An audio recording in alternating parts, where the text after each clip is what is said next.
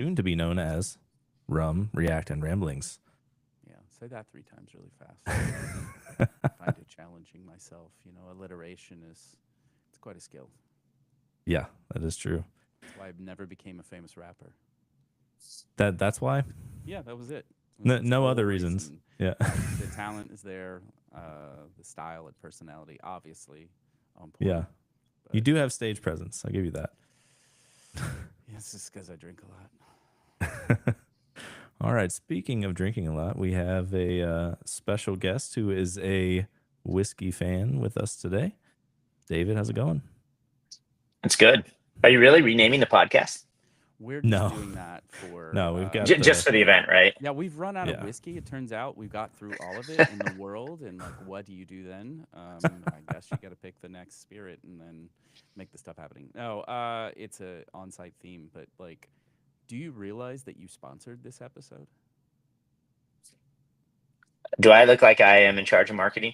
No. Maybe I do. I don't know, but Yeah, you're like, I don't know what we do. Do we own a podcast? Why am I on a different one then? I am in charge of that podcast, to be fair. I'm just not in charge of general marketing. Yeah. No, I got it. No, I just mean in the sense of today's whiskey is brought to you by Yeah, that's a good point. by Century.io. Sort of. Is it Century I or don't know. Peated or David? Heated. That's true. I think it's David, but I still am Yeah. trying to find a path to buy a cask and then like bottle it with some like peated branding. But it turns out that's a really bad idea when you make no money. Yeah, well, there is that, but it's Yeah, having done it and also making no money, we can confirm. I was gonna say you've seen people successfully lose money, so Mhm. we'll help you down that path if you want. But obviously, if you're looking to be profitable, I would find other advisors. Like we got to wait for the markets to give us our money back, and then we'll see. Yeah. Oh God, hopefully they do. All right. So speaking of non-peated things, today, thanks to David, we are having the Woodford Reserve Double Oak. No, I did not Yes. stutter. Is It's this special edition. a March Madness themed bottle? Is that why we got the double? No, I'll explain to you. Oh, right. I guess there's that. But I will explain to you why it's called Double in a moment. So today Yes, is I was being stupid. 90.4 success. 90.4 proof. It is not age stated officially, but the press release says that it is aged 5 to 7 years, and then there is the additional 2 years and a new overcharred oak barrel, which gives its double name. The mash bill is pretty normal for Woodford. They don't deviate in any of their other expressions. 72% corn, 18% rye, and 10% malted barley. So, Have you all had this one before? haven't. No, I have not. So I think I that was my fear, by the way. Yeah. You did good, and because I could have sworn you were going to send a Japanese or something like that. And Nah, the problem is like a lot of whiskey kind of sucks, or it's like just generic or boring. And honestly, a lot of Japanese whiskey definitely sucks. And I'm like, what can I get that is actually going to be good? And they probably have not had. And I had just gotten this whiskey recently, okay. and I'm like, it's really good. I'm like, this would be fun. Yeah. No, I appreciate you trying to sort out something that would be kind of worth the squeeze. So I'm looking forward to it. I have this funny story where I am petty and hold on to small grudges for my entire life. So there's As one should. Yeah, there's a little part of me that kind of hates Woodford, but they put out good stuff. And if you ever go to the property for a tour, it's beautiful. But their tour guides, dicks. Just right, yeah, I will say I don't actually drink a lot of bourbon anymore. And there's been some stuff that impressed me lately. And you've probably had the Jack Daniel's single barrel rye. I hope so. Yeah, but I haven't had the 14 that everybody's talking about now. The new. I haven't had that one. Yeah, the Jack Daniel's single barrel 14 year. They're kind of impressive, is what I would say. It's like actually good, and it's one of those things where I feel like it's making a comeback in the U.S. where it's like, okay, we should just not only just produce trash mass market stuff. Yeah. And I've actually not had the regular double oaked yet, or at least not in the time where I've actually tried to understand it. Yeah. And I heard a lot of people like that. And when I heard about this limited release coming out, which This one does not actually have. I don't think it has any of the vintage information, so I don't know what that means. The previous editions of this bottle have all the vintage information. There were much smaller batches, Oh, I see. and this was like the first year they went national with it. It was like really hard to get in the past. Yeah. But it's like if you like the flavor of double oak, at least per the internet, per Reddit, I should say, you will like this more. Yeah. I don't really think they do anything bad. I can't say I've had anything that I can recall from Woodford where I'm like, terrible. This is bad. Like it's either like it's okay or, above. So this has a lot of brown sugar smell for me, by the way. I'm smelling some white grape juice. Yes. White grape juice. I'm not getting that one. What do you? No? I Is get that a just little me? almond. Maybe I need a. Brown sugar and almond for me. It is overwhelming on the nose, Yeah. but in a good way, I would say. Yeah, because I almost have like a lemongrass actually in there for me, like at the end. Or is it either lemongrass or lemon pledge? And believe it or not, I like to smell it both. Yeah, there is a little bit of that in there. Yeah. What I will say, I like this one in the sense of I don't mind bourbon. You know the sweetness of like your traditional bourbon. I don't mind it whatsoever, and this is not that. Yeah. It's like it's very good. And same with rye. You'll get like some rye that's just like spicy. Yeah. And then when you get something that's just like more balanced and more interesting, it like stands out a lot. And that was like the Jack Daniels one for me. And like these two were kind of my first foray back into American whiskey. And outside of like specialty distilleries, like, I'm a big fan of High West and whatnot, but Oh yeah, definitely. They do like really great stuff. Very interesting stuff. Yeah, their founder's a former like chemical engineer, so he took like that information to like combine all these weird flavor profiles and obviously do some good stuff since they were acquired. All right. I gave it a first like small taste to prime the palate, but I'm gonna go in a little more. Yeah, for being called double oak, it is not as like insanely oaky as I was thinking it could be. So maybe that's just a fun name and it's not supposed to be that bad. Yeah. I mean, it's a artifact of manufacture process where you get fresh charred oak twice, which is kind of an interesting experiment, which, to a degree, that brown sugar, I taste a little bit of its like char mixed with that. It's almost like a creme brulee. Yeah. Yeah. It's good. You get like, it's like you get the bourbon flavors, but then if you just lit them on fire in a lot of ways. But as long as you like, I feel like you can't like whiskey and not like fire. Yeah. And so, or at least you're not having, a good experience. So, and this brings it out. I would say this would be like kind of a fun one around a campfire where you get a little of the smoke in your face and you have that. Because speaking of High West, they have that campfire whiskey that has a little bit of smokiness in it. I can see where like this would kind of blend well for me.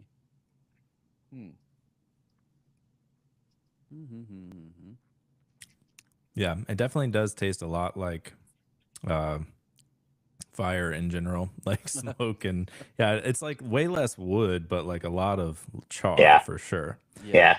It's a little creamy at the end, like almost like a light like creaminess to it, and that vanilla from the nose carrying through somewhat, maybe a little more almondy versus vanilla on the palate, but still like similarities. There's often times where I'll pick up things in smelling notes and then you get in there and it's just nothing like that. It's like something else altogether.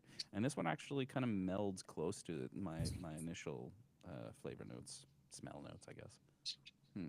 What I found very interesting is I have a bottle. I have one of their older releases.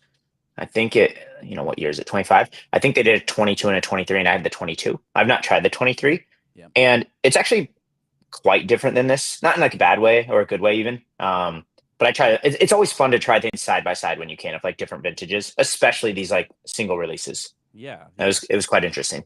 People would do that a lot of times with like Old Forester birthday bourbon or, different the Willet releases of like similar mash bill makeups and stuff from one year to another. I don't know. Yeah. Do we feel like we're ready to rate this, Robert? Well, before I forget, northernglass.com. Okay. Now we can rate it. Right. There you go. Cover all of our sponsors. Everybody got that. Great. Perfect. Yeah. VelvetaCheese.com.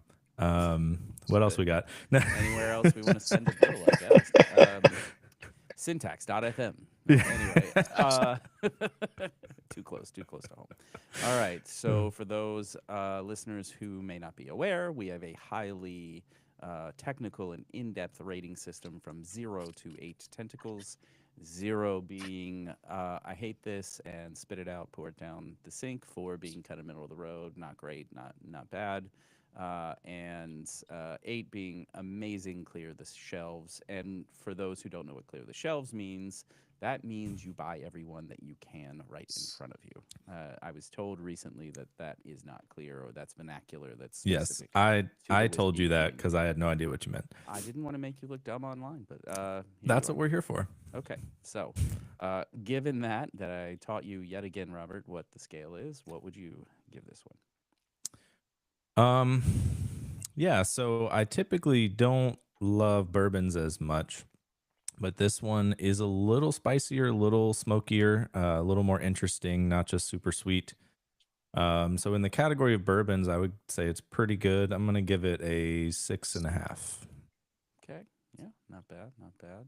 David, we know you like it, but where would you rate it? It's a good question. In the category of bourbons, I might even go higher than 6.5. In the category of bourbons, but sort of just like generically, the thing I've come to appreciate is just like interestingness of different whiskeys and bourbons and whatever. And so I actually think I'm probably in the same category. I've had a lot of good stuff. I'm fortunate that my wife got me a couple bottles of Pappy for Christmas a couple years ago, and they're fine. By the way, they're nothing special. Save your money. Yeah. And I don't have many bourbons that are interesting, is what I would say.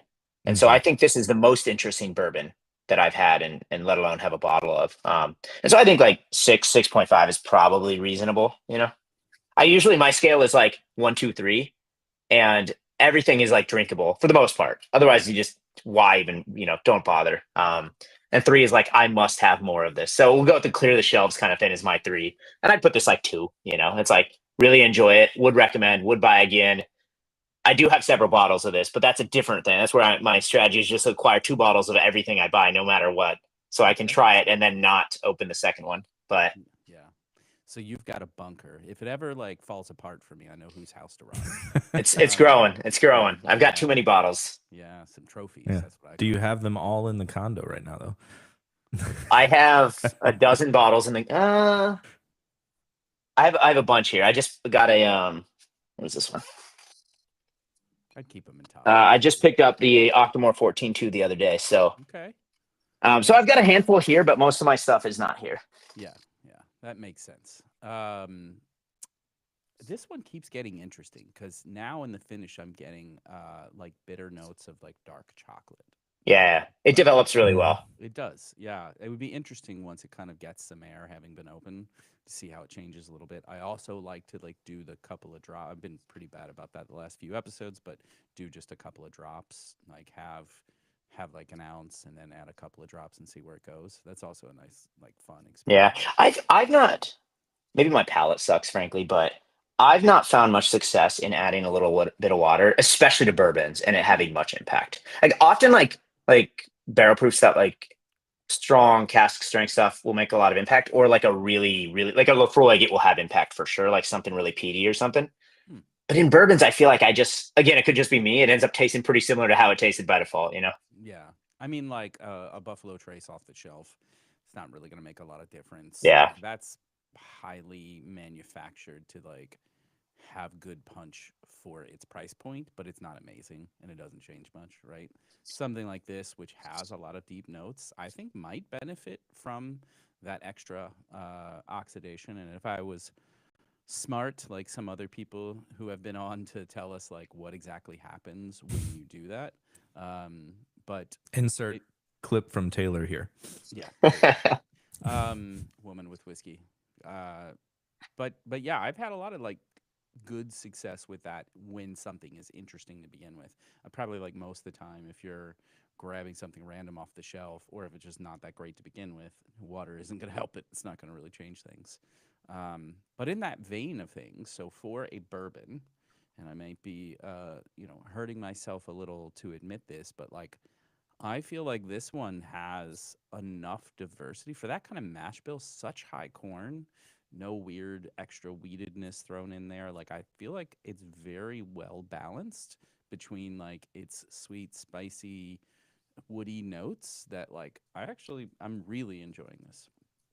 That said, limited releases make it, one thing altogether. I try to like take into account price too. Like this is not an inexpensive bottle. This isn't a $60 pickup. So, it's not necessarily in that category, but for like something really unique to have on the shelf for folks that do like whiskey and you're like, well, try that. If you haven't tried this, here's something really different. I like that. I'm going to give Exactly. 7.25 for me in the Ooh. categories of bourbons. Like this is definitely where I'm going to call a couple of my friends who know and like things and be like, if you haven't tried this, come over. And our recent episode that dropped, we have the Sagamore Rye that was this crazy blend of like trying to kind of recreate a Manhattan cocktail, but not by adding any ingredients, but just by aging in 3 different kinds of barrels and then They did it the recombining. hard way. That shit is cool, and I think this is actually pretty cool too. The way they've like it's a high corn, normally sweet, and doing the double oak to sort of like bring that down without like blasting you with spice or char. I think they've kind of nailed it on this one. So for me, I'm like 7.25. Like would absolutely buy again. Would absolutely recommend to my friends. I don't know if we'll ever get an 8, to be honest, but who knows? We We'll had see. we had 1 8, I think, or at least I gave it an 8. The Sweetens Cove one. Yeah, That one's those are really pretty good. good. Yeah, sweet and Yeah, I had a bottle of that, and that's one I wish I had 2 of. Mm-hmm. I see. Yeah, I don't know. That's why I go down this strategy now. I'm like, can't have regrets. And the good ones only amp up in price over time. So Of course they do. Yeah, but see, Robbie is not an alcoholic like me, so go to his house and around his bar, he has many of the bottles that we Yep. liked, like still plenty left. Just go to his house. Go a little nuts. Maybe slip out with 1 or 2. He's going to be busy with so many kids, he's not going to know. That's true. I do give them away to guests when they come. So it's a good strategy. Mhm. I give them away to my liver and then yes, some to friends and stuff too. yeah, you're not friends with your liver though. You don't treat it very well. No, it does not like me. It's like, what again? Like, buddy, you're not getting younger. I made it this All way. right. So should we do these hot takes? I saw you put skip question marks. I don't know. I don't know 'Cause there's well, some of them we've covered with David before, and like, but there are a couple funny things. We can drop a couple funny hot. Yeah, takes. probably the latter half. I don't think we covered before for sure. I took out the first few because I knew for sure we did those, but Yeah, fair enough. I don't know. Start wherever you like. Okay, this is on me. You said you Yep. don't like me talking and whatever else. You can talk as yeah. much as you want. Well, no pressure, but for you, a hot take is: would you prefer Syntax FM or Whiskey Web and Whatnot? No money Oh, that goes one's in your easy. pocket either way. No money. No Well, money goes in your pocket either way. That's complicated. I don't like the constraints of this question. Well, You could tell me to go. no to money hell goes and in say my whatever you pocket. want. I think I gotta say Syntax. But like it's like my thing. It's like I'm like the parent. I gotta make sure my kid is successful and everything. And then ideally my kid helps with my retirement fund. When I'm old and I don't want them putting me in a home or whatever. So, but this one's always fun. I will say compared to a lot of other podcasts I've done, definitely prefer this. Okay, well there you go. I'll take that. I'll take a strong second place, even though I did not give you any other better choices. Number 2 out of 2. I appreciate that. Yeah. Let's see. Rails or Laravel? Oh, I mean, I hate Rails. So easy. I like what if you like it, that's fine. I prefer explicit. To be fair, I haven't used Laravel that much, and I was attempting to get rid of TypeScript and rewrite my stuff in yet again and do it in PHP. Yeah. And Laravel actually has some of the same challenges that Rails has, but it's much better about it. It's much more elegant in the sense of there's a lot of implicit nature inside of Laravel. And my mega gripe about Rails is it's way too implicit.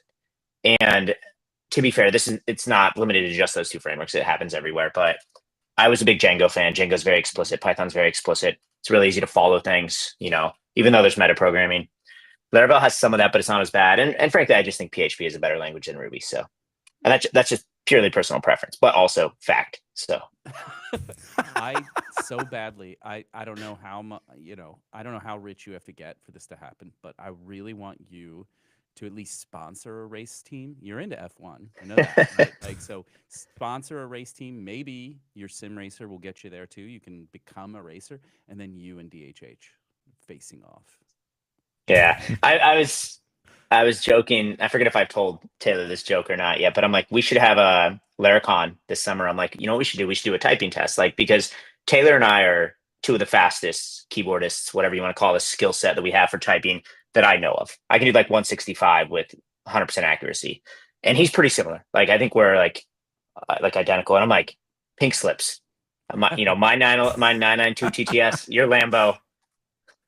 Maybe it's pink slips, so we just trade them temporarily or something. But yeah, it's kind of fun. I mean, it's almost a no-lose situation, also. Yeah.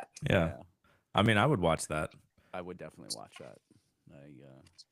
That's a good. Yeah, maybe one day we'll see. I honestly, I had a conversation with a former CMO about like the costs going into sponsoring F1, and first off, it's ludicrous. Oh, yeah. Second, we need to charge everybody a lot more money to remotely reconcile how much it would cost us to sponsor an F1 team. And but I did seriously inquire about this like 2 years ago, so maybe 3. I don't even know. Yeah, so it's not off the table, is what you're saying. It's not off the table. How the hell does 37 signals make enough out of base camp? Like, I'm not sure. Great profit margin there or something. Yeah, something. I don't know. Book sales, true. They sold a lot of books. I don't know. Okay, this is a very important and serious one. So take your time in answering. But Taco Bell or Del Taco? I mean, Del Taco has French fries. Mm-hmm. It's like Taco Bell has fries, nacho fries. Yeah, but like, look, the reality is, both are going to give you a bad time afterwards. One's going to give you a worse time, and Taco Bell is going to give you a worse time, right? Like, we can be honest about that. That said, you don't get the choice. Like, only one exists wherever you're at, kind of thing. And so, and I know, Oh, really? Yeah, but if you're picking either of them in Phoenix, I don't know what your problem is. Yeah, that's kind of the same. Like in SF, neither. There used to be a Taco Bell, but like, why would you ever go there in SF? Mm-hmm. And so we'll go back and forth from Tahoe, and everything's on the way. But I'm like, if I'm going to go to fast food, neither of those are on my list to go to. I'm like, give me the Chick-fil-A or In-N-Out or literally any other thing. Yeah. But well, you'll be pleased to know that I had Taco Bell for lunch today, and we had Taco Bell 2 or 3 days ago, and I have leftovers that I'm going to have for dinner after this. Oh, no. So I'm going to have it twice today. Wow. Well, I do appreciate the money saving efforts there, but you are going to die before I do.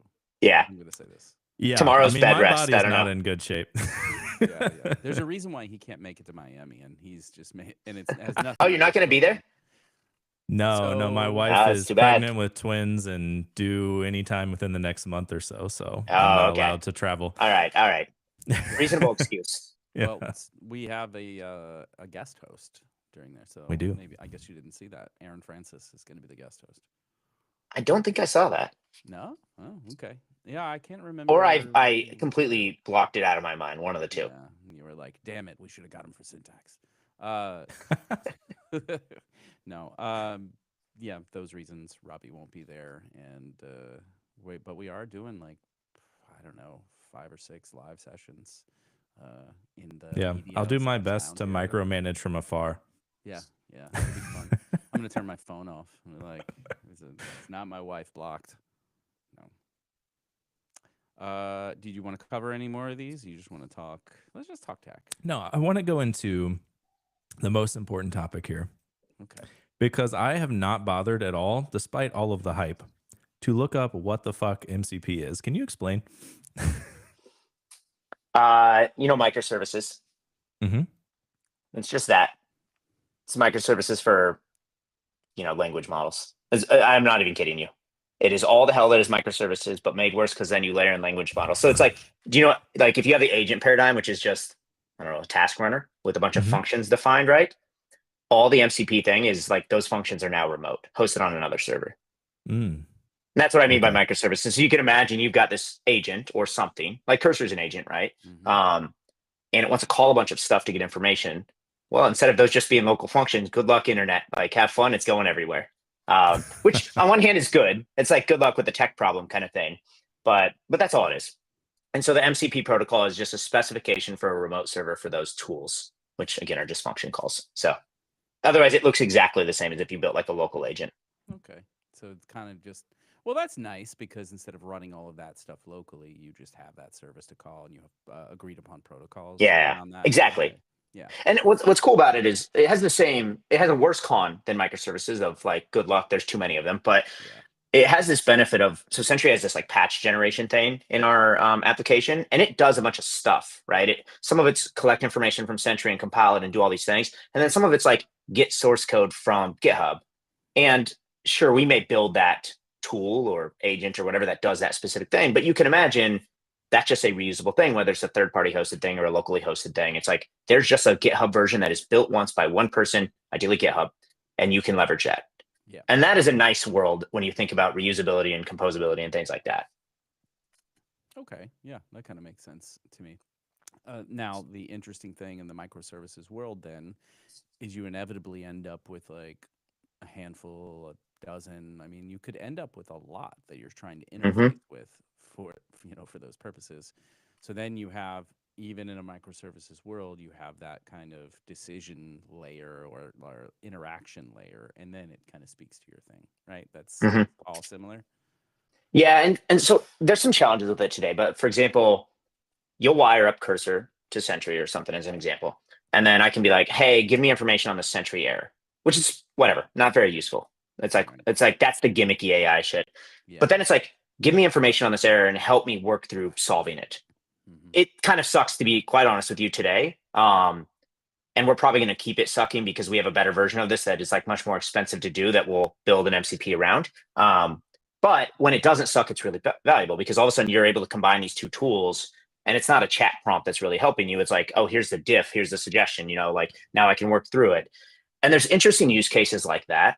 Or here's a really good example. We're going to set up one that is like, setting up Sentry is sometimes easy, and then you use JavaScript and it's not easy. And so we're like, okay, let's just make it easy. If you want to run this thing, the MCP, and you're using one of these IDs, which everybody's going to at some point, it's like, cool, you can just tell it like, help me actually, create a new project and configure Sentry, and it will do it. Like, and it's actually pretty useful from that regard.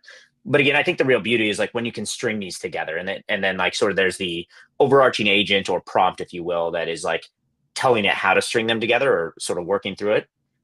The reality though is like it's super immature. Like, we are one of the, if not the first production service to market in sort of this remote MCP world that kind of supports the current gen spec through Cloudflare and stuff. It's not just us doing it.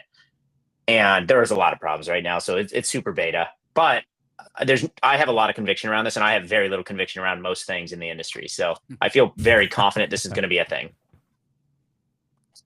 I can see it because I find, oh, sorry, go ahead, Robbie. No, you go ahead. I was just going to say, like, the way that I've kind of framed AI-based tools a lot in my mind, and I like when they are per context. So a microservice per context makes a lot of sense to me. And then because it makes the efficiency of what you described for me to do on my own is I read this doc, just assuming I'm unfamiliar across the board, I read this doc and I spin up my project with whatever tool kind of does all of that configuration for me. And then I go over to Sentry's docs and I find, the one specific to whatever tool chain I'm using. And then I get that info and then I try some things. Like, it basically creates a lot of efficiencies in search and implementation on the easy parts, which is set things up to make it work, right? Yeah. Yeah. And the cool thing is just, it's not really different than the way the web works. Here's the best analogy I gave people, because first off, I think I know a lot more than most people. And so I'm just going to assume I'm correct in this opinion. And that's what I mean is I have a lot of damn experience building developer tools and things like this, and I pay attention. And there's a lot of naive opinions, and I kind of like sift through that. And my belief system around this is there's a decision process, which is like, oh, well, these won't exist, or you don't need this stuff. The LLMs are going to become magical and crawl the internet and answer every question correctly. And that's not going to happen. It just doesn't make any sense. At least it's not going to happen in probably our lifetimes. But what does make sense is I have an API, like a RESTful API. That's a big deal on the internet. Before that, the internet was garbage. I didn't live through it, but I've heard horror stories, you know. So we have these APIs that are, you know, optimized. Yeah, SOAP is a good example. But they're optimized for machines, right? JSON. We could expose all products via JSON API or maybe a Swagger interface, and it would suck. It would be absolutely awful to human to navigate through that thing, right? Yeah. That's why you wouldn't do the same thing for LLMs, because LLMs, you want actually language responses. You want structured data that actually is curated around this. Thus, that's why I think this paradigm is actually really, really important. And so what we did with Sentry is we wrapped some API calls, and it was super easy. Like I spun this up in like an evening for what it's worth. And then I spent the next week fixing TypeScript. But it's like, oh, I need to be able to see what organizations I have access to. Yes, I could return this giant JSON blob to the LLM, but that, first off, that's inefficient. It's wildly inefficient. Or I can just take that call, parse it down, and return literally just the list of slugs or IDs that it will need to do anything from there. And it's not hard. And so it's really easy to implement these things. And I'm very bullish that this is going to be like a big deal, especially in B2B, where we already have these APIs for intercommunication. And then it's not like every single function is a microservice, even though that's kind of how it looks. It's like, well, Sentry as a whole has an API, and that is the microservice that it exposes for LLMs or agents, you know, kind of thing. But the problem is then when you want to communicate via a bunch of these, sure, it's more efficient than you doing it as a human, going around Googling, doing all these things, but it's still not cheap. It's still lots and lots of network operations and then passing them back into the LLM and rinse and repeat. But it is very powerful. And you can kind of imagine what this could look like, sort of drawing it out to its natural conclusion, which I don't think is very far off. So I have a question, maybe not around Sentry specifically, but like thinking about SaaS products, do you feel like unless you're doing some of this more complex stuff where you're like leveraging all AI things yourself and like building things that the common person using AI couldn't build, are you just kind of done? Like, can people just build all of the SaaS they want by just asking an LLM to do it for them? Not a chance. It's garbage. You know what's wild? Like if you went to rewind, I think 2 months, give or take, everybody's like, holy shit, code gen. Engineers are out of a job. Not everybody, but like the small brain people. Everybody's like, yeah, we're just going to vibe code everything. And you can spin up code gen, some crazy, awesome prototypes, some small features. And it's impressive. Don't get me wrong. It's not that advanced by any means. And it doesn't replace the need to, I'm running technology and building technology, right? And so that's a truth. And now you look at today and everybody's like, why does it suck at this? Like it actually regressed in like those 2 months. Like the new models and the new implementations, they're actually performing worse in a lot of ways. And I am not a scientist. I can't tell you exactly why. There's conversation around the way they optimize them is potentially optimizing for the wrong things.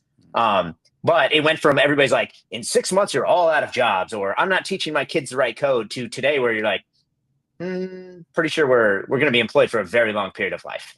And my sort of stance on it, for what it's worth, is you cannot ignore any of this. If you are, you will be out of a job, but it's not going to replace you. It's just people that actually use technology to be more efficient will replace you. And so for me, you know, I can sort of write code these days. Like I just did like a simple test a while back, and I was like generating some tests.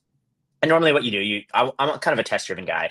And this was on PDIT. I'm like writing an API endpoint, and all of these endpoints look exactly the same, right? So I'm like, I need to implement a similar, 30% overlap of tests, but the scaffolding looks the same for this new API endpoint. API endpoint looks almost the same. And normally I'd copy paste the file, and then I would go change everything, like rewrite it basically. But I'd have a bunch of the boilerplate. Yeah. And I'm like, okay. And I sort of time myself doing one. So this is not scientific, mind you. And then I did the same thing with a similar scoped problem, the same thing, like implement endpoint, implement tests. And I did it primarily with code gen. And then I tweaked a couple things and whatnot. And I was like, it was between 2 and 3x sort of my speed of execution. And that to me is impressive. Yeah. And that's like, it's my code base. I'm an expert in it. I'm not blocking on anybody. So that's like a big deal, right?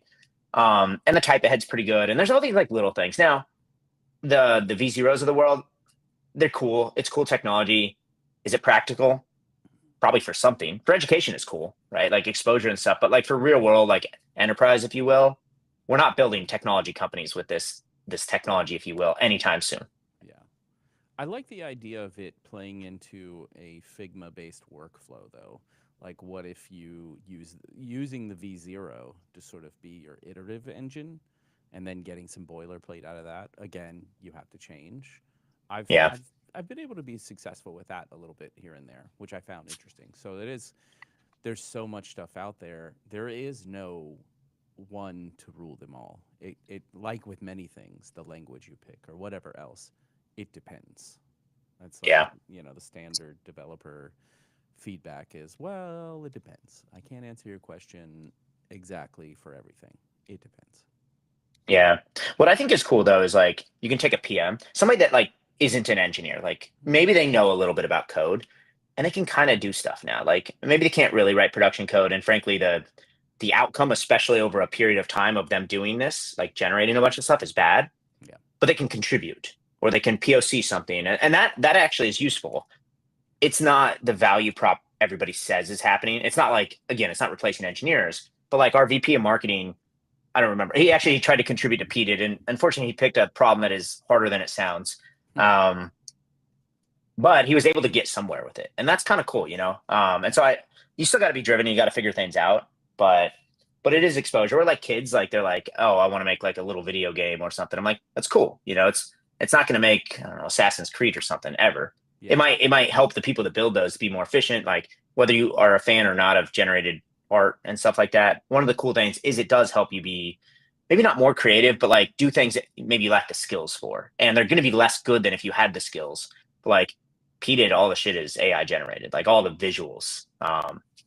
And it's kind of useful for like a solo developer and stuff. But PDID also net negative hundreds of dollars every month. And so clearly not replacing anything right now.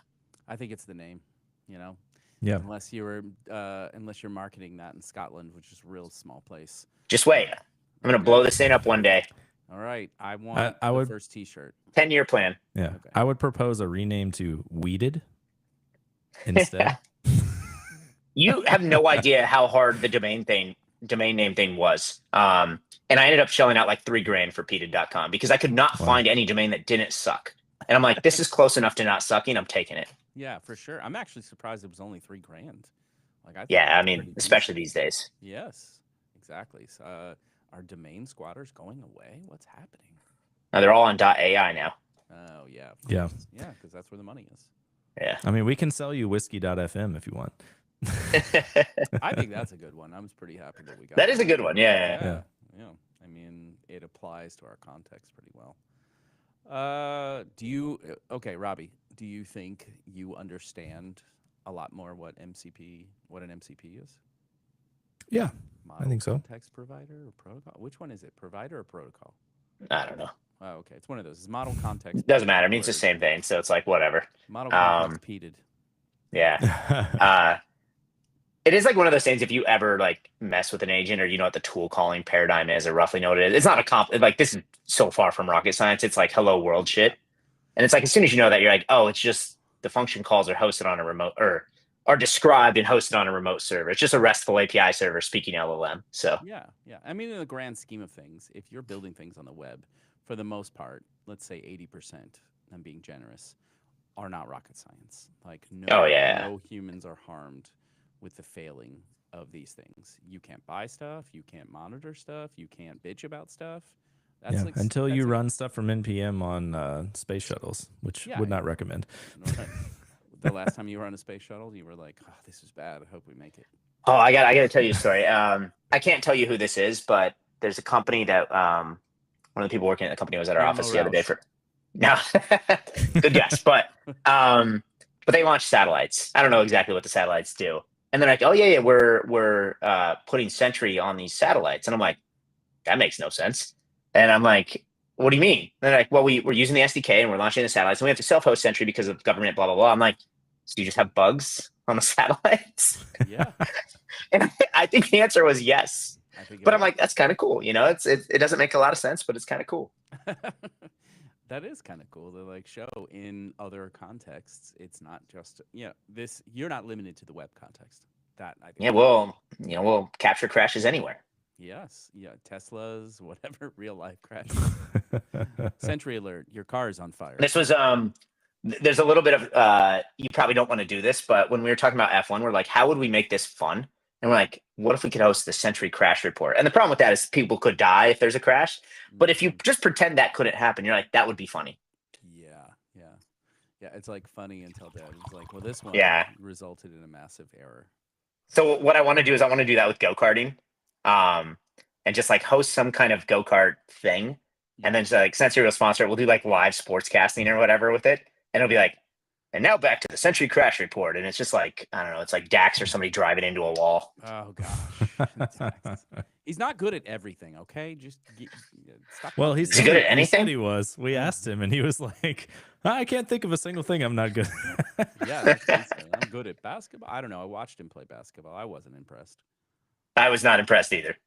There was one person good at basketball on that team, and that was somebody from Century. Yeah. Yeah. I'm trying to remember. Their name is Jonas, but they're one of the guys that works on our profiling stuff. It was the carry, I would say. Okay. Yeah. There you go.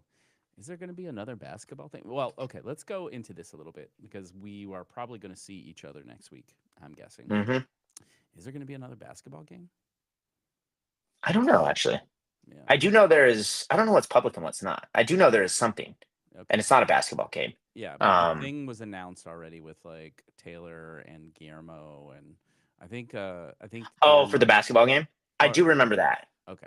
No, they're. I don't going to know if have- that's in Miami. Yeah, they're gonna have that open source like talk off or whatever. Oh, I remember there was talk about like Vercel versus Yeah, there Terminal was. or something in basketball. Yeah, there was that. I don't know if that came to Because they had the fruition. jerseys. Yeah, They already Yeah. have the jerseys, and then they showed the V0 jerseys, and then a lot of talk, not much action is all I'm gonna say. You know, well, that's been my experience as well with Vercel. A lot of talk, no Oof. action. Send them whiskey, and then they no show you. Yep. I have Vercel, don't get mad at me. I didn't say anything. No, he didn't. I say swear I anything. love you. They might be your. I mean, friends. Guillermo never listens to this, so Yeah, it's fine. There's a good chance he doesn't. He's not on. I don't know. Maybe We'll maybe talk he's to got, him, like, or a- you- This You'll is gonna talk be to the him. one time. The one time. Yeah, that he's like, I'll give these guys another chance. They're still talking shit about me. Yes. Okay? Well, we want to have Guillermo and Dax on an episode next week, if we Yeah. can make it happen. That's the thing we were shooting for. So I don't know. I have dreams of making amends with Guillermo. We sent him whiskey. He never showed. Mm. That's the TLDR. So Yeah, yeah. I do like the idea of Dax and Guillermo, and it's just like caption is little bro versus big bro. Yeah. I mean, I think it'd be a good thing. Well, we're going to Yeah. be like set up and hanging out in like a main area. So there's definitely going to be some room for, off the cuff, short discussions / drinks. We are going to have booze there. It will be rum. Going to find some interesting rums. I don't know a ton about rums, but I've had some aged rums and they can be very good. Yeah. If you give it that and have more natural ingredients. Henri Helvetica will be one of our guests, and he has suggestions. So I don't know. Anyway, I'll be there. He has That's rum cool. suggestions. Yeah, he has rum suggestions. Mm. So Yeah, we, Thought it was too um, healthy. We got married in St. Lucia some years back, and Caribbean rum, right? I don't know much about rum, but my experience of rum is it's like bourbon but worse in the sense of sweet rum is very sweet, you know. And we did have some just because it was our wedding, we're like, oh, we got to get some of it's basically branded rum, or I forget what you call it when they buy the casks and they relabel it. or something. Yeah, something like that. But they have it's like one distillery on the island. We brought back, I think, 3 different bottles from that distillery. 2 are like the same thing, just different labelings, and then one was like I don't know. I don't know if it's actually aged more or something like that. And they were not bad. They're definitely it's hard to drink it regularly though. It's just really, really sweet. Yeah. See, so for me, when you get something that's aged like 20 years plus, then it starts to get interesting. Yeah. Well, But then there's none of it left. it doesn't suffer from the same. There's no one bunkering rum, so that's like kind of the plus side to it. No. I mean, like if you age anything in a barrel for 20 years, there's like Oh, one there's bottle less left in of there. it. Yeah. Well, we'll see. We'll kind of come around to that. Let's see here. One more drinking question, of course, and that is, I don't know, Robbie put this, so I guess he's really obsessed with it. But do you want to have some Malort in Miami? I think I've had this. You would Is this remember. the Chicago thing? Yes. Yeah. Fuck, this And it's stuff green. is disgusting. Yeah. So I think I had it. Incredibly disgusting. Who was this? Like it might have been Eve 6, one of these like semi-famous musician people. I don't know why, but they were following me on Twitter. I don't think they understood who I was. That's probably part of it. It was an accident kind of thing. Yeah. And I was in Chicago and I'm like, what should I do? And their response was like something cheeky about Drink Malort. And I'm like, what the fuck is this? And I have friends that are like locals. Yeah. And I'm pretty sure we tried it that time around. And if we didn't, I definitely can imagine what it tastes like because I've had plenty of these kind of like herbal liqueurs and stuff over the year. Yeah, but I like Amaros. I like herbal liqueurs. Oof. Like Fernet and Coke, I will drink that. I've had a Have you bunch had of have you had this is not a dirty joke. It's called Unicum. It's like UNICUM. It looks like a little No. potion bottle. The bottle actually looks very cool. It's either Belgium or Hungarian or something like that. Okay. It is like a worse version of the others. That's all it is. It's just like the same thing but worse. Yeah, like a Jägermeister, but like bad. Yeah, 'Cause imagine Jägermeister, technically but is you're bad. even more annoyed after the fact. Like you're like, Yeah. why did I drink that? Yeah. The only time I wasn't annoyed, I was like 22, and then I was like, Jägermeister, that was whatever, stupid things. But when you What was it? actually Was it like care, vodka? What did you drink with it? I can't remember. It's like Jaeger and something. Red Bull, that was a big thing for a Mhm. while. I mean, And that's then what it was. there is, what was it called? There was one where you would drop a Jaeger shot like in beer and chug that. But not Oh Flaming- yeah. Yeah, it wasn't Flaming Dr. Pepper because I think that was like No, that was 51. Dr. Pepper. I think is just rum or something Yeah. like, or maybe it's It was vodka. It's Bacardi vodka, and then there's a It yeah was Bacardi 151 because it's such a high proof, so they for the started with topper. Yeah, fire and then boom. Yeah. yeah. It does taste like Dr. Pepper. To be fair, I remember this Mhm. vividly. Yeah. So I don't know. Jaeger is, it's been tainted. There used to be rumors because of the deer on the label that it includes Oh yeah, deer's blood or something. Yeah, Those cultists. everybody's always got like the flat earthers are always spreading something. Yeah, exactly. I mean, I don't know personally if the world is round. Maybe they're right. I can see If it you ran in a rising. circle long enough, you would Yeah. get back to where you started, right? Hypothetically, Yes, that's the thought. but it's a weird coincidence that there's an ocean here. Just the thing that would stop us from proving that. Darn it. I was so close to starting my walk. I've got so much time left on this earth. I can make it. Anyway. So yes, Malort. Well, I'll get enough rum in you, and then we'll see where Malort goes. I want to see. I assume the payload guys will be there again. No, they won't actually. Oh, really? Yeah. So that was our thing last year. Is we were hanging out with the folks from Payload CMS, and they were like, "Come with us. Yeah, you gotta try Malort, blah, blah." And you'd already been drinking a bit before that, and we have it. And I was like, "Oh my god, this is disgusting," and I can't get it out of my mouth. Like I'm drinking beer, and it was an experience. So I remember. That's why I'm like, did you have it? Because you would definitely know. I think I've had it, but I've had so many of these and they all are kind of painful like that. We used to do like Oktoberfest stuff, like in SF and whatnot. Yeah. And Unicum's really bad, but we'd Underberg, like the German one, which is that one's actually not terrible. I but don't mind that. That's like Yeah. There was when I was in DC, there were like these like supper clubs that were all over the place, and you'd have these like very interesting like culinary experiences where you're like at someone's house and they're doing these like chef like things, and it was very popular for a little while for that to be like a palate or an appetite like starter. Aperitif. Well, yeah, aperitivo is like kind of Anyway, digestif is after aperitivos before. Yeah, you were right. But anyway, that was like a big thing at these little supper clubs, and you'd have that, and you'd be like a little herbally, kind of bitter. I don't know, weird, but it's interesting. I think that's the culture of a lot of these. I've never really lived that culture, but like in Italy, I know that's like the thing. Where it's like there's areas that are just known for it, and you treat it like that. It's like just your after dinner thing. It's like we're just gonna go have a small bit of this, and it's probably okay in that regard. I don't think that's how people treat Malort though. No. But they're Midwesterners, so they overdo everything, right? Like keg stands, Malort, whatever. Casseroles. Listen, casseroles are an American standard, okay? Like I love casseroles. Do you make casseroles though? Tuna casserole. You personally make a casserole? Okay. Absolutely, a few times a year because that's a thing as a kid I loved. Tuna casserole with the chips. Don't do. Some people do, what is it, like Ritz crackers or something? No, it needs to be potato chips on top. Yeah, I like all kinds Ritz of weird crackers food. sounds better. Having never had either, I would choose Ritz You've crackers. never had Ooh, I don't know. California casserole? Have you ever taken like a sandwich? Just pick any of your generic sandwich and put just like regular potato chips on it. Absolutely. It's amazing. With crunch and Yeah. it gives it that nice There's gonna be a kick. lot of people that judge this, but it is amazing. Like a barbecue chicken sandwich, a little bit of chips. Oh, well round. I've done it with a bunch of different things, so Yeah. absolutely. But it's like you get like the just Lay's kind of suck. They're a little like oily and stuff, but like you can just get like regular ass potato chips, kettle chips or something, and it's so amazing with the crunch. Mm-hmm. Culinary tips. See, you're a well-rounded man, not just a fast. I'm very cultured. Yeah. Did you know that I'm moving to Italy in the summer? Speaking of. Really? Yes. House is under contract. I have my apartment rental contract as of today, and then we get Oh, it registered developments. with the tax authority, and then I get to go to the consulate in LA and let them know as a digital or nomad worker, remote worker, that I would like to bring my money to their country. And if they say yes, then there you go. It's cool. Are you gonna Okay. try to? Is it gonna be permanent?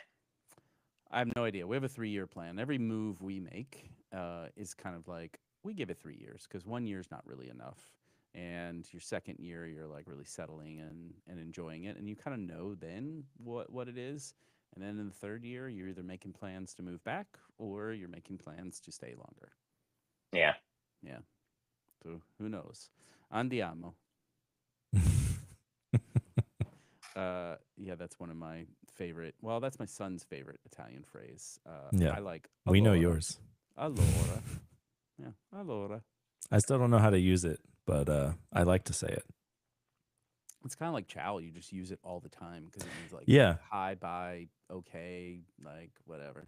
Yeah, I mean, if allora. you like look up the definition, it's like so, I guess, or Kind of like, something. and so we move to the next topic. Yeah. Or, But it's Oh, like finish. they use it for everything. If you're like, I don't know enough Italian, but I can just hear like a conversation and kind of get the gist of what they're talking about, and they're saying it everywhere, and I'm like, I don't know how you use this.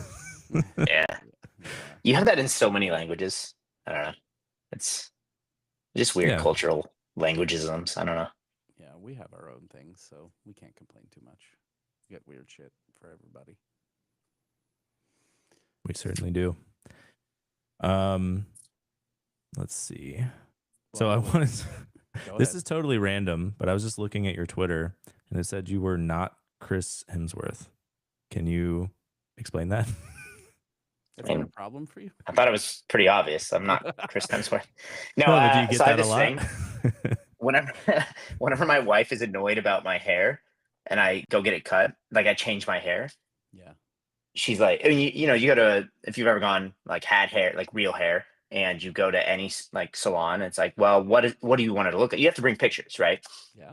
And so the first time I did this was COVID when I had a lot of hair, and I go in and I show them a picture of Brad Pitt, and I'm like, "Can you make me look like this?"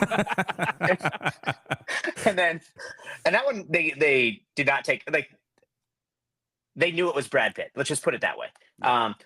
This recent one, I have short hair now. I went in and I showed them a picture of Chris Hemsworth, and I'm like, "Can you make me look like Chris Hemsworth?" And they had no idea who this is. And at some point, they're like, "Oh, is that the guy from some random TV show?" I'm like, "No. It's like it's Thor." Yeah. And then the guy looks at me and he's like, "You don't look like Thor." I'm like, "You know, that's why I'm here." Like, and so it's just there's always some version of this, but Yeah. No, I love that. I've definitely done that. Brought pictures in. I'm like, I want this, yeah. and they're like, you don't have that hair. You don't have Yeah. that. It's like, where's the jawline? You know, where's everything else that makes this make sense? Your hair is wavy. Theirs is very straight. Or Yeah. whatever. Yeah. Definitely have had a little of that. I want to address your desire to be a race car driver. You bought an envious sim racing rig. I started on that path briefly, but I have kids and my whole life didn't really quite allow that to happen. So how has that been? I mean, you're in SF now. You don't have it with you. It is. I do not have access to anything. So I actually don't want to be a race car driver. I enjoy immersion and I like driving and I like cars. Yeah. I actually have very little desire to actually go really track a car, let alone a car I pay for. Sure. Like I will never take my so the 911 I bought, for everybody's context, if you miss all this stuff, is it's like a $300,000 car, right? Very expensive. I want it to stay worth $300,000. So it's actually sitting in a storage unit right now because Oh, it's wow. winter, Oh, or it's you're that guy. winter-ish. I see. Yeah. Well, I have nowhere to put it is the problem. Welcome to San Francisco life. Anyways, this is, I'm not super rich. I just like bought and sold a bunch of NVIDIA, and once upon a time, it looked like I was a genius, and now my accounts look like everybody else's accounts, so it didn't really help. But anyways, I bought this car, and I'm like, oh, it'd be fun to go really fast in it, but also I'm like, I don't want to wreck this, and so I will never track it. Yeah. And the sim racing thing, I'm like, oh, I had a rig once upon a time, but it was like one of those like cheap rigs where it's just like costs you under $1,000 to build, and it's like fine, it's not bad by any means, but it's not immersive. Yeah. And I'm like, you know what? Same NVIDIA funny money I had. I'm like, let's build a real sim rig. And this cost me a lot more. To be fair, I already had the desktop PC, which helps. But I mean, I have motion on it. That's like $8,000 already. Oh, and so I kind of went all out, and I'm like, I just want immersion. I'm not trying for like, am I going to be a competitive racer or anything? But when I use this and I enjoy like doing this stuff, I want it to actually be like very, very interesting. I don't want it to be a job. And that's why I actually don't want to do any competitive stuff. I'm like, I really like going casually racing, mostly against the computer and stuff. So I have it on the to-do to race Dax because I guess he's into this stuff too. I didn't know that. Yeah. And yeah, but it's cool. Like, I don't know. I had this broad ambition where I was going to learn. I can't drive a stick, which is kind of embarrassing. And I was going to learn over my sabbatical, and I was going to go. I don't have a manual either, so it doesn't really help because you actually need a car. And so I was going to take some lessons. I'm like, well, what if the sim rig can kind of help me get used to the feel? And so I have a pretty immersive like H shifter as well. Oh, geez. But also the pro tip, if you've never driven a race car, is they do not like it has nothing remotely similar to driving the car you drive normally. No. It is like braking is hard, steering is hard, all of these things, right? And I have actually driven a race car before, like I've done the track experience stuff. Yep.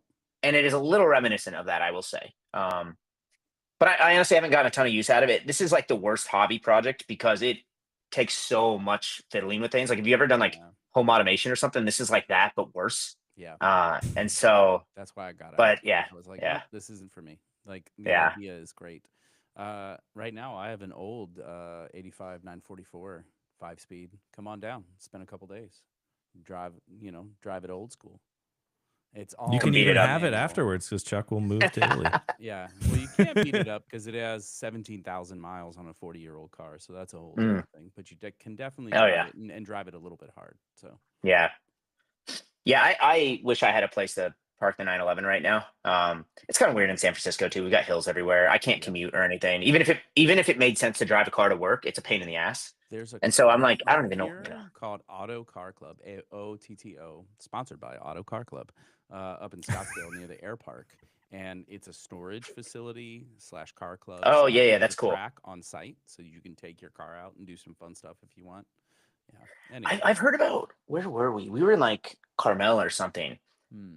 Or maybe it was Palm Springs. I don't know. We were somewhere that had space for a track. Yep. And they're like, yeah, there's a private track for the homeowners in the area or something. And I'm like, that is insane. Yeah. Cool. I don't want it, but insane. Like, Yeah, just I'm goes like, to show you what's out there. Yeah, I had no idea. Like, you would never know. Yeah, you're not rich enough yet. That's what it is. True. Once you get to the next level, then they're like, by the way, behind this showcase is. Yeah. I mean, I'm gonna have to. The rate things are going, I'm gonna have to sell the 911. Like, yeah. Come on, government. I know. Well, anyway, that's devolving. Yeah. Well, Before we jump into that, we are about at time. Is there anything you want to plug before we end? I don't think so. MCP stuff cool. You want to chat about it? Find me. I'm gonna be very hardcore about this in the near future, and there's a lot of tech that needs fixed to make it good. But otherwise, I'm always down to do this. So I'm just like, yeah, I'll come hang out and drink a little bit of whiskey or rum, or rum. Yeah. Nah, maybe not more. I'll see what I can encourage you to do. I'm all about bad habits, and I think I'll be hanging out with Ken Wheeler, so we'll see how that goes. Peated.com, folks, don't forget that. Merch coming soon. And open source project, feel free to fix some issues. Cool. All right. Boom, boom, boom. There's no real outro anymore, so. Yeah. No. I know. All my fun has been killed. I just like to wait and see how long you'll